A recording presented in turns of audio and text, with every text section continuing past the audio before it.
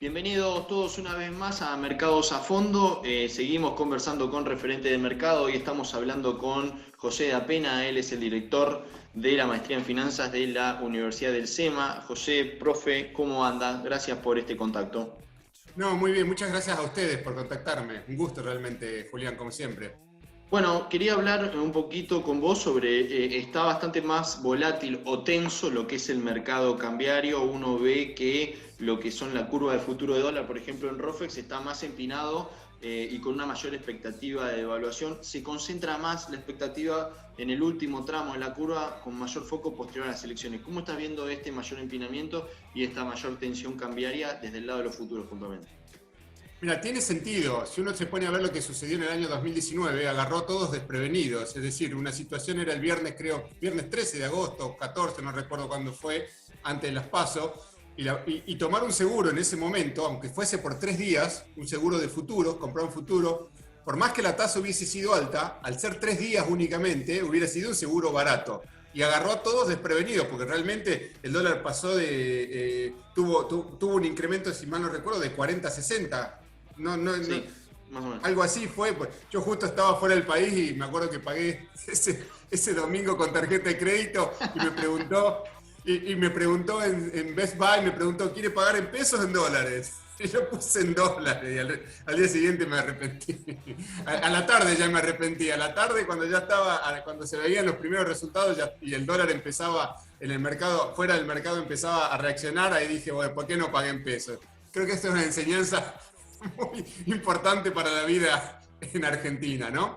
Entonces, dicho eso, lo que da la sensación es que si bien estamos en una calma, ¿y por qué sucede en este sentido la calma? Por dos motivos. Primero, porque hay un cepo infernal que está encorsetando la economía desde el punto de vista del tipo de cambio. Entonces hay dos variables específicas, tipo de cambio y tarifas, que están conteniendo la inflación. La inflación va a existir, de hecho ya existe, es decir, va a haber un shock inflacionario. Quizás no haya una hiperinflación, para que haya una hiperinflación tiene que suceder otro tipo, pero ya estamos, niveles de inflación del 60% son niveles de inflación altísimos, son niveles que no permiten el desarrollo de ninguna economía. Entonces, esto se va a ir, desde mi punto de vista, complicando. Es decir, a medida que nos vayamos acercando a las elecciones, porque va una búsqueda de protección, sobre todo en elecciones que quizás, al menos hasta ahora, no están del todo definidas, no están volcadas en un sentido o en otro sentido. Entonces, la experiencia del 2019 fue, mira, si va a llover por las dudas, me pongo dentro de un refugio. Después, en todo caso, veo. Y eso va a empezar a suceder de manera un poco más acelerada a partir de mayo o junio, esa búsqueda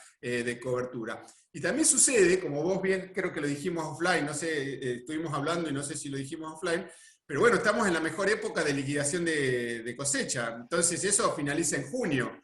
Y a partir de junio lo único que queda son los dólares de los silobolsas, es decir, de los dólares de... Entonces, mientras haya brecha cambiaria y mientras haya la expectativa de un catalizador vía elecciones, las decisiones empiezan a retrasarse, lo cual termina impactando de manera endógena dentro del propio mercado.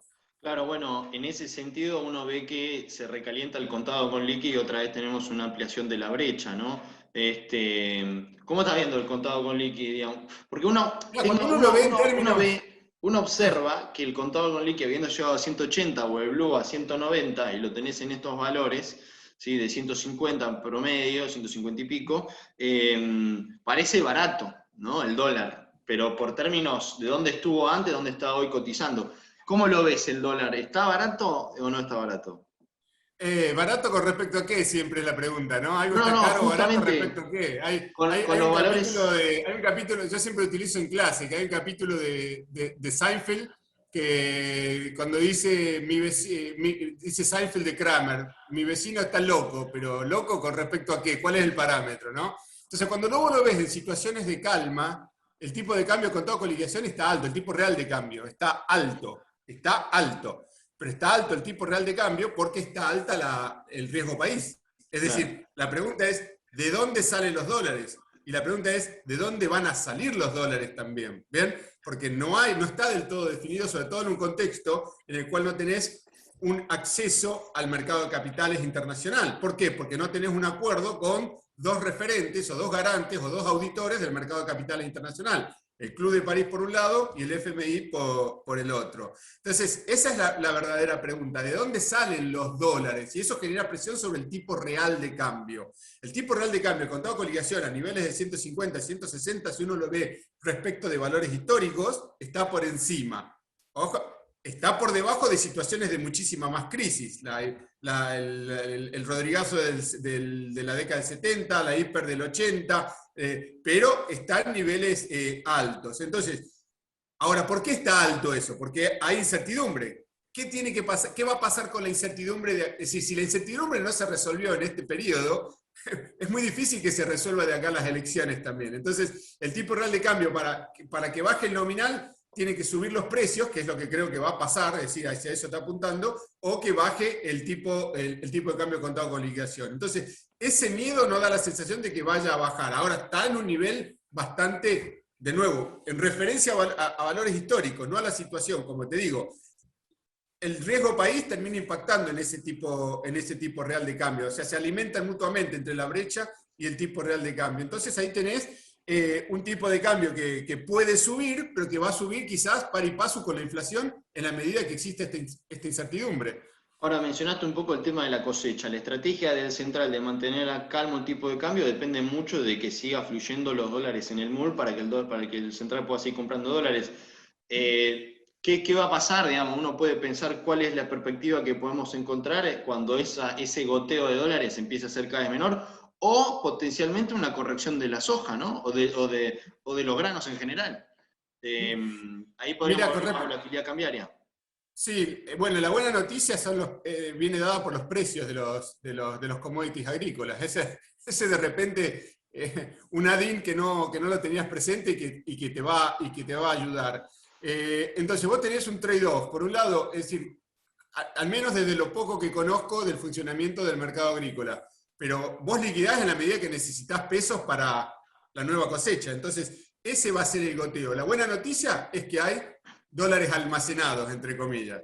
La mala noticia es que, de alguna manera, ese dólar almacenado se pierde quizás un precio bastante atractivo internacional de la soja, pero está apostando a algún tipo de corrección cambiaria después de las elecciones, que de una u otra manera tiene que suceder. Es decir, vos fíjate que el 2011 fue el primer cepo. Desde el 2011 no crece la economía de manera sostenida, es decir, no funciona de esta manera. Ahora, que todos estén de acuerdo en que este es un status quo, en el sentido de todos estar de acuerdo, en el sentido de la votación, en el sentido eleccionario, ¿no? Por más que uno a nivel individual no esté de acuerdo, que es una situación que nos satisface, entre comillas, nos satisface, porque a mí no me satisface, pero bueno, si es una situación que conforma la mayoría que vota, sí hay algo que está funcionando mal, porque no es ese el camino apropiado. ¿Vos crees que el FMI le va a pedir una corrección cambiaria al gobierno después de las elecciones? ¿Está dentro a mí lo que de me las da la exigencias? sensación es que, de nuevo, yo te digo un wishful thinking, ¿sí?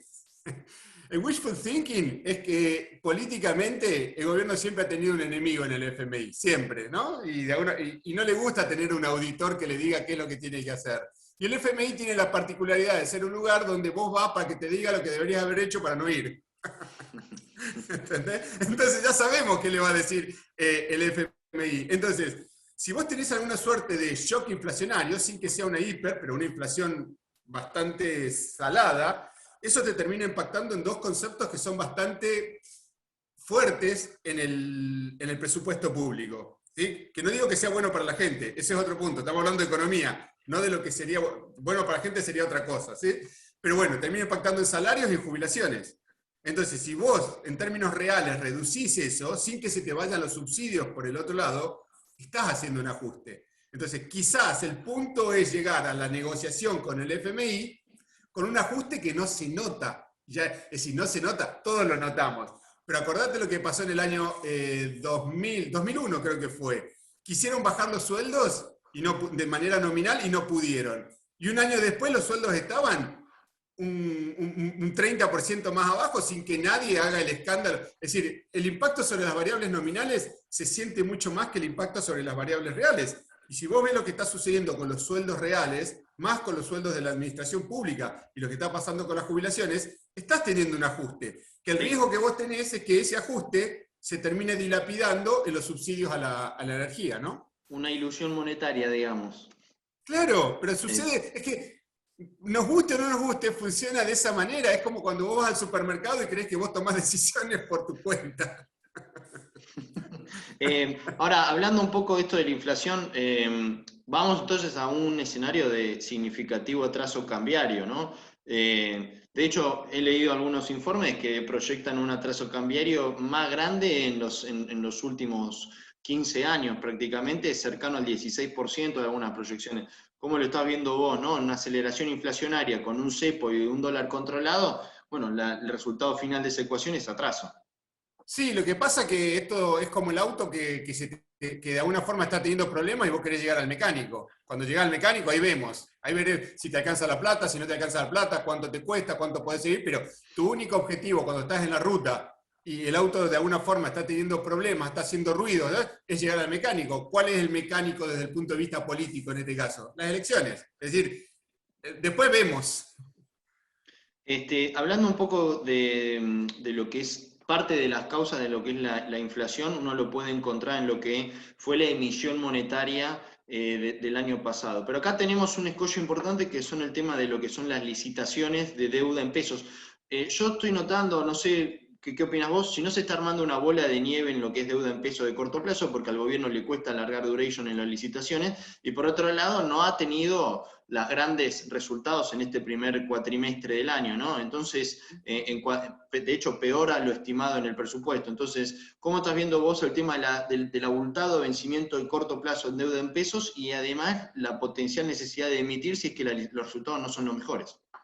Bueno, has tenido muchísima emisión, entonces de una u otra manera ese dinero tiene que volcarse a algún lugar, es decir, tiene que encontrar su vía, su canal. Un canal viene dado por los precios, por el efecto que tiene sobre los precios, que lo estás pisando con tarifas y con un dólar que va siguiendo un crawling peg, más acelerando o desacelerando, pues siguiendo un crawling peg. Pero por otro lado, y ahora veo algunos informes y muestran que la curva de SER de corto está en rendimiento negativo, si la curva de SER a un año está en rendimiento positivo. Entonces, ¿qué te está diciendo eso? Y de que algún shock inflacionario podés llegar a tener en lo que va de acá hasta fin de año. Quizás lo podés mantener, pero es decir, no podés negar las leyes del mercado, podés aguantarlas, pero tarde o temprano podés presionar, podés poner precios máximos, podés hacer inspecciones, podés llamar, pero podés obligar a suscribir deuda, es decir, podés hacer pero tarde o temprano, si no resolvés el problema de fondo, te termina explotando. No digo una explosión en términos de una crisis como la que, porque de nuevo, fíjate que no tenés corridas, no tenés el cepo de alguna forma, pero estamos en una crisis. Tener inflación del 60%, por más, como te digo, es una crisis en cámara lenta. Sí. Por último, ¿notás esto de que hay una acumulación de deuda en pesos? ¿Te crees que puede haber una bola de nieve de corto plazo en lo que es deuda en pesos, sobre todo en un contexto en donde el gobierno no puede alargar duration?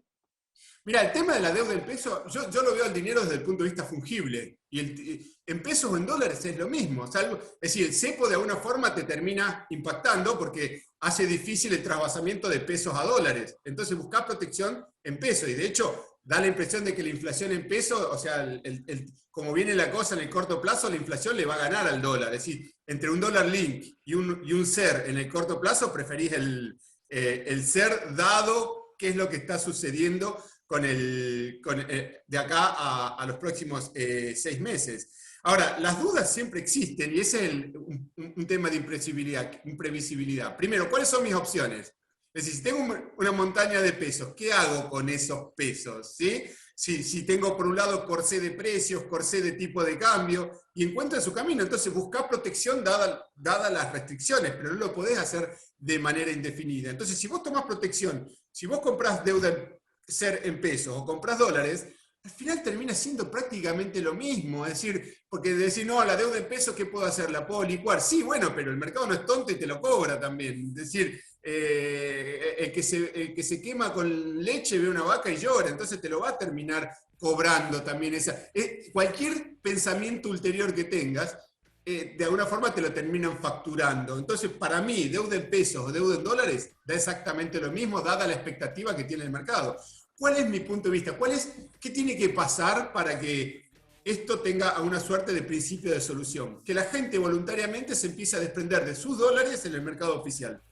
Mientras eso no suceda, vamos a seguir teniendo los problemas, parchado, parche por acá, parche por allá, corto plazo, 3 meses, elecciones, luego de las elecciones va a venir el acuerdo, la negociación con el FMI, y quizás los próximos 2 años sean iguales a los últimos 2 años también, con un poco más de inflación como consecuencia de la emisión monetaria que tuviste en pandemia y un incremento de la velocidad del dinero, que ahora está sostenida por un efecto precaución, es decir, y por la poca disponibilidad que tenés, pero los pocos, ¿cómo te diría? Los pocos semáforos que tenés te mandan señales, el tipo de cambio contado con liquidación, el tipo de cambio MEP, la inflación mensual en los alimentos y en la indumentaria, esos son los que te van mandando alguna señal.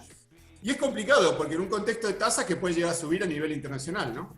Te hago la última, en relación a, mencionaste un poco lo que mencionamos, un poco la emisión monetaria. ¿Crees que hay espacio para seguir emitiendo? El presupuesto establece que se va a financiar el 60% con emisión, ¿no? Pero ¿crees que hay espacio para emitir, dado que el año pasado se emitió 7,5 puntos del PBI prácticamente?